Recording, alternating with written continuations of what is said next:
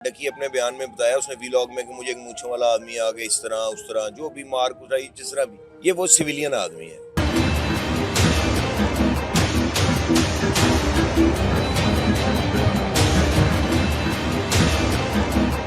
आप उसमें देख सकते हैं कि वो किस तरह एफआई की गाड़ी यूज कर रहा है, किस तरह वो पकड़ के फिर रहा है, किस तरह वो डकी को हथकड़ियों में अदालत में पेश करवा रहा है। आपको पता है कि एक सिविलियन का अदालत में पेश करवाना क्या जुर्म है? जो भी कोई आईओ होगा या जो भी मतलब इदारे का सरबरा है, पॉसिबल नहीं है कि उसको ना पता हो कि कांस्टेबल नहीं है। ये ब्लंडर है बहुत बड़ा। ये पकड़ा गया ना, ये बंदा, अपनी ऑब्जर्वेशन है इसके बारे में, इससे बहुत कुछ बरामद होगा। एक ये जो चौधरी सरफराज एंड कंपनी इस वक्त अंदर है ना, उन्होंने इसको साइड पे कर दिया, पुत्र तू साइड दे गया। अगर ये बंदा पकड़ा गया तो मियाँ साहब बखिए उधेड़ दिए जाएंगे फेडरल इन्वेस्टिगेशन के ऑफिसर थे। कुदरत ने इसलिए बड़ा नाक दिया कि जुराइम को सूंघ ले, लेकिन मुझे अब पता लगा वो तो फामिया सूंघता था। डक्की को चाहिए वो ये बताइए, मूंछों वाला वही है जिसको कहता था वो तो अपना काम मकाना के तो आम पकाने के पेड़ गिनने नहीं।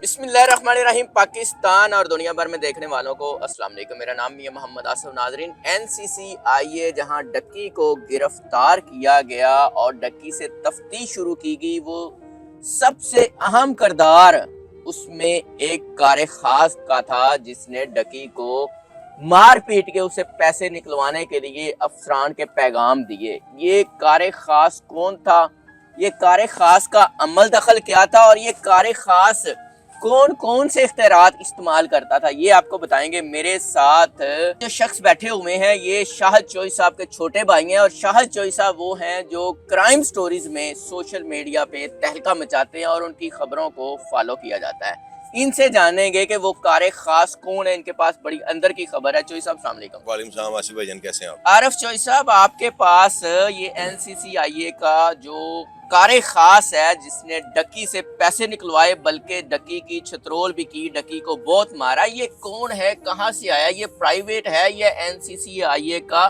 मुलाजिम है? आसिफ भाई, ये जो शख्स है ना, इसका नाम है ज़हीर अब्बास। अच्छा, ये एक सिविलियन है, इसका जौहर टाउन में हमाम है। ये हेयर ड्रेसर है बाय प्रोफेशन, ये अपने पेशे से हेयर ड्रेसर है। ये सरकारी मुलाजिम नहीं है सरकारी मुलाजिम और हेयर ड्रेसर है। जी, हेयर ड्रेसर है। अच्छा। ये सरकारी मुलाजिम नहीं है। ये डकी के साथ जाके डीलिंग करता रहा। डकी अपने बयान में बताया उसने वीलॉग में कि मुझे एक मूंछों वाला आदमी आ गया, इस तरह उस तरह, जो भी मार कुटाई जिस तरह भी, ये वो सिविलियन आदमी है। ये सरकारी मुलाजिम नहीं है, कोई एम्प्लॉय नहीं है एफआईए का ना। अब ये आपकी स्क्रीन पे तस्वीर चल रही हैं, वीडियोस, एक आधी वीडियो भी है वो भी चल रही है। आप उसमें देख सकते हैं कि वो किस तरह एफआईए की गाड़ी यूज कर रहा है, चला रहा है, किस तरह वो पकड़ के फिर रहा है सरेआम, किस तरह वो डकी को हथकड़ियों में अदालत में पेश करवा रहा है। आपको पता है कि एक सिविलियन का अदालत में पेश करवाना क्या जुर्म है? कर ही नहीं सकता ना, अलाउ ही नहीं है। हमेशा अदालत में पेश करना है सरकारी एम्प्लॉय ने, मतलब पुलिस वाला हो, कोई रेंजर वाला हो, कोई हो, सरकारी मतलब अफसरान को ये भी नहीं अंदाजा है कि ये प्राइवेट बंदा क्या कुछ कर रहा है, गाड़ियां यूज कर रहा है, असला यूज कर रहा है, प्रोटोकॉल ले रहा है। ये इसमें ये तो मैं नहीं कह सकता। अफसरान देखें, अफसरान की मर्जी के बगैर जो भी कोई आईओ होगा या जो भी मतलब इदारे का सरबरा है, पॉसिबल नहीं है कि उसको ना पता हो कि कांस्टेबल नहीं है। आरफ चोई साहब, आपने इतना बड़ा स्कैंडल बता दिया, बल्कि अंदर की खबर बता दी कि ये वो प्राइवेट बंदा है, उसको मंजरे आम पे ले आए, तो कैसे वसूख के साथ आपको यकीन है कि ये वही बंदा है और आपकी खबर जो है ये कितनी मजबूत है, किस तरह? आसिफ भाईजान, आप डकी को जानते हैं? देखा हुआ ना, जानते हैं। इन्फ्लुएंसर है, सारी दुनिया जानती है। आपका उसका नंबर है? नहीं है तो पता करवा ले डकी से। डकी को ये वीडियो जब जाएंगी तो तस्दीक करवाए ना उससे, क्या ये वही पहचान लेगा? 100% पहचानेगा, 100% पहचानेगा, ये वही आदमी है।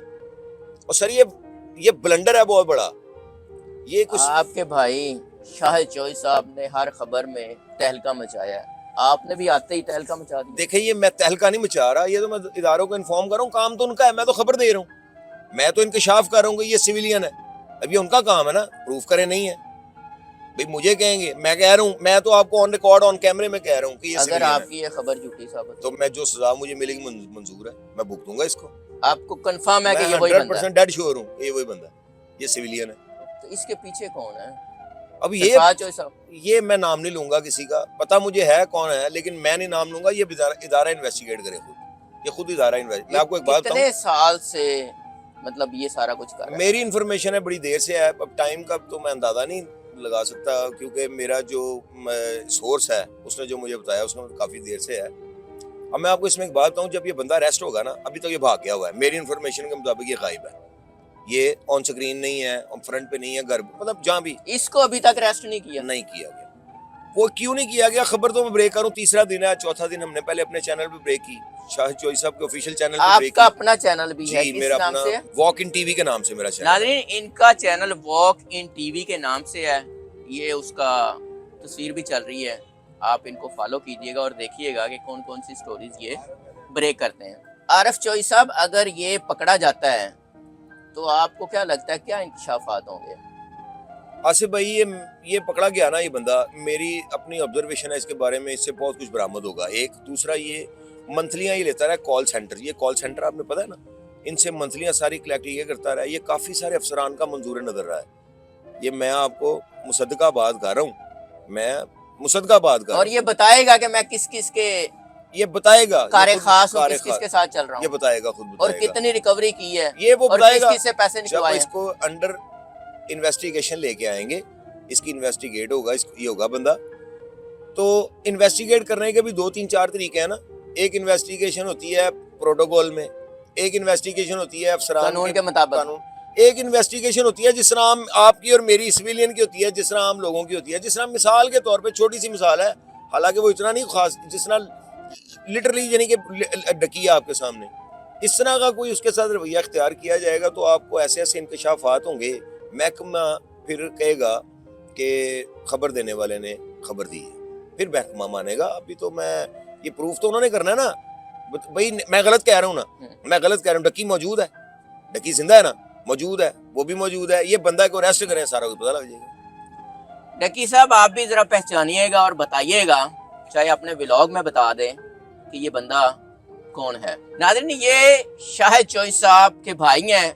अब कुछ बातें शाहिद चौधरी साहब से भी करते हैं, वो क्या कहते हैं इस हवाले से। चौधरी साहब, आपके छोटे भाई आरिफ चौधरी साहब ने इतना बड़ा स्कैंडल, इतनी बड़ी खबर ब्रेक कर दी, आपने भी सारी बातें सुनी है, क्या कहते हैं?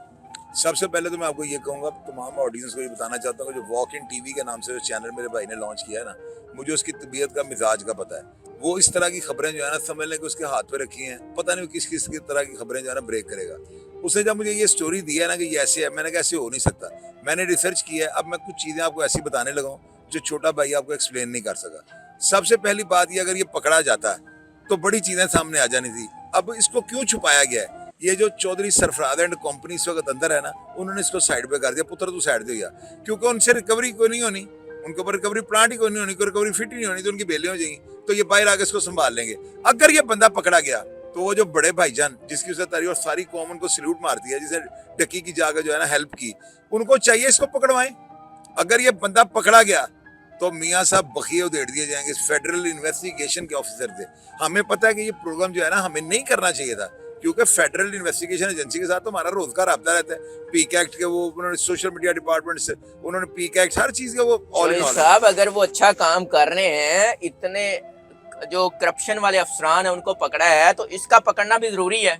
पता है क्या जब सफाया कर रहे हैं, जब एक अच्छा कदम उठाया है, तो फिर इसको गिरफ्तार करना जरूरी नहीं। मियाँ साहब इसमें देखें कि उसको पकड़ा भी एफआईए ने, एफआईए ने उसके खिलाफ केस रजिस्टर किया। इतने बड़े होते में बैठे बंदे को हाथ नहीं लगाता, इसका मतलब उसने चोरी की है, वो पकड़ा गया रेड हैंडेड। अगर वो पकड़ा गया है तो पहली बात मुझे ये बताएं, जितने इसके हक में मैंने प्रोग्राम के को माइका लाल करके दिखाए, मैंने इसको इतना सजाया, इसका 1.5 फुट का नाक है, और मेरे दिन में ये बात इसका नाक देख के मैं कहता कुदरत ने इसलिए बड़ा नाक दिया कि जराइम को सूंघ ले, लेकिन वो मुझे अब पता लगा वो तो सामिया सूंघता था। अच्छा, देखे मैं को क्रिटिसाइज नहीं किसी को कर रहा हूँ, एक बंदा काबू जो आ गया है और वो है भी चोर, वरना फेडरल इन्वेस्टिगेशन एजेंसी इसको कभी भी ना पकड़ती। सारा मुद्दा तो जो है वो हम दे रहे हैं। मेरे भाई ने इतना बड़ा स्कैंडल बेनकाब किया और मैं हैरान हूं कि अभी तक किसी के कान पे जू नहीं की। आप देखें ना, आप पेशावर सहाफी हैं, आपको 20 साल हो गया महकमे इसके अंदर सहाफत करते हुए ना, आपका ये काम बनता है। अब मैं सोशल मीडिया के ऊपर देखा जाता हूँ, आप तारुफ इतना बड़ा करवा देते हैं, क्राइम एनालिस्ट, जुर्म की दुनिया के बारे में बातें करने वाले, परख से उड़ा देने वाले। अब मैं मौकफ दे रहा हूँ, तो सुबह आप जाए ना, हिम्मत करें एफआईए का दफ्तर, वहां पे जाकर अपना प्रोमो देंगे कि हम आए हैं। शाहिद चौधरी साहब ने एक इल्जाम लगाया कि यहाँ पे एक बंदा नाई है। मेरे भाई ने तो उसको हेयर ड्रेसर कहा, अगर वो हेयर ड्रेसर होता तो उसका सलोन होता। इसका हमाम है, हमाम नाइयों का होता है। और ये देखें पकाने वाली टीम है जो पुराने गाँव में देखें पकाते हो नाई, और ये सुनते करने वाले भी हैं। तो उसमें आप ये देखें, इस तरह का बंदा अगर मैं इल्जाम लगा रहा हूँ तो उसको इन्वेस्टिगेट करें। अगर ये बंदा पकड़ा गया तो मियाँ साहब देखिए आरिफ चौधरी की इंकशाफात कहाँ से कहाँ ले जा देते हैं। और क्या क्या इंकशाफ करता है ये बंदा? यार ये बड़े अफसरान का मंजूर नजर रह चुका है। अब वो किन का है? हमारा अदारा है, हमारा काम बनता है मदारों को शाना बिशाना खड़े हो। हम इल्जाम नहीं लगा रहे, हम कहते हैं कि इसको पकड़े, तफ्तीश करें, ये देखिएगा ये क्या क्या बातें। ओ यार देखिए कैसे, ये मुझे ये बताइए है क्या? पिस्टल पकड़ के अफसरान के पास खड़ा है, अदालत के अंदर बोतल पी रहा है जैसे इसके बाप का होटल है वो। उसके बाद आप ये देखें गाड़ी चला रहे, इसके बाप की गाड़ी है, मतलब चुपे ले रहा इतना हैंड फ्री उसको दिया हुआ है। FIA की गाड़ी चला रहा है। जरा जब को हथकड़ियां लगा के पेश कर रही है, स्क्रीन पे सारी तस्वीरें चल रही हैं। हम तो ये नहीं कह रहे ये बंदा फ्रॉड है, झूठा, हम कहते हैं इसको पकड़े, सोते इससे बड़े बड़े निकलेंगे तो पकड़े ना इसको। सुबह आपका काम बनता है, बिग ब्रदर्स जिन्होंने इन अफसरान को पकड़ा है तो इसको भी जरूर पकड़े, वो इसको पकड़ लें। और इसका फैसला डकी अभी तक मैं हैरान हूं, उसको ये वीडियो नहीं तक पहुंची। डकी को चाहिए वो ये बताइए, मूछों वाला वही है जिसको कहता था वो तो अपना काम मकाना है, तो आम मकाने के हाँ। पेड़ गिनने नहीं, ये वही मूछों वाला है। तो कबर च पैसे लेके जाने तो कब्र से पैसे लेके जाएंगे, ये वही है, ये नाई है। तो मैं तो ऑन एयर की बात कर, अगर वो नाई नहीं है तो भाई मैं पूरी कौम से जो अपोलोजाइज करूंगा, कान पकड़ के ऐसे कानों को हाथ लगा के मैं माफी मांगूंगा। तो साहब बहुत शुक्रिया। नाजरीन आप भी अपनी राय का इजहार कीजिएगा, और जो अफसरान देख रहे हैं उम्मीद है कि जरूर इस पे नोटिस लेंगे। और सुबह आप FIA के दफ्तर जाएं, आपको किसी का आप अपना मौका नहीं ले सकते, बिल्कुल आप जाएं सुबह FIA के दफ्तर ऑफिस जाएं, जाके ये नाई कौन है, मैं कह रहा हूँ, मैं इल्जाम लगा रहा हूँ ना, ठीक है। तो वो आपको कहेंगे मियाँ साहब आप झूठ बोले, आप लगाएं, बिल्कुल मुझे कोई एतराज नहीं। बात झूठ इस तो साइड नहीं पे कहेंगे, वो अपने इंक्वायरी शुरू करेंगे और इन्वेस्टिगेट करेंगे कि ये वाकई हकीकत में है या नहीं है। आप भी अपनी राय का इजहार कीजिएगा। इजाजत दीजिए, अल्लाह ने के बाद।